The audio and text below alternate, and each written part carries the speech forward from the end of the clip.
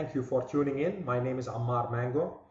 I'm a project management enabler for about 20 years now, and I have been helping people pass the PMP exam, among other things that I do as a consultant and a project management practitioner. What I would like to talk to you in this series about is passing the PMP exam. Passing the PMP exam requires smart preparation, not only hard studying. So I would like to talk to you about how to prepare for the PMP exam through this series, and we will start with the tip number 1, which is to prepare as a professional, not as a student. Most of the people who go to the exam prepare as students. I would like you to think about preparing as a professional rather than a student. There's a big difference between how a professional would prepare rather than how a student would prepare. Let's start by looking at how students would prepare for the PMP exam. If I was going to prepare as a student, I would read the PIM book from beginning to end.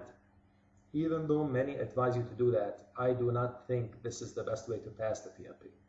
Not by reading the PIM book from cover to cover. Also, many go to trainings with a facilitator or instructor who can take them through the PIM book. Again, the knowledge areas, chapter by chapter, from beginning to end. Again, this is really not the best way to prepare, not your most effective way to prepare and pass. And finally, many focus on memorizing the knowledge in the PIM book, and they ignore actually more important aspects of what they are reading. So they just try to memorize each input and output and the tools and techniques and the different knowledge areas and the processes, etc. Again, this is really how a student would prepare, but not the best way to prepare for the PMP exam. So how do we prepare properly for the PMP exam? My advice to you, as I said, is to prepare as a professional.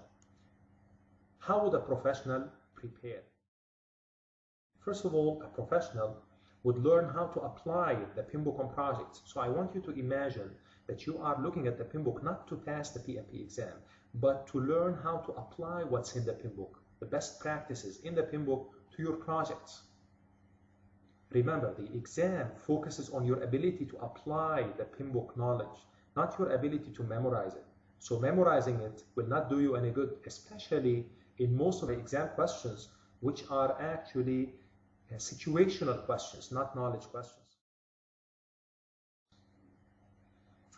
So we do not need a training that just takes us through the PIM book. We need a training that gives us practical project management training that focuses on how to apply the PIM book, not the PIM book knowledge.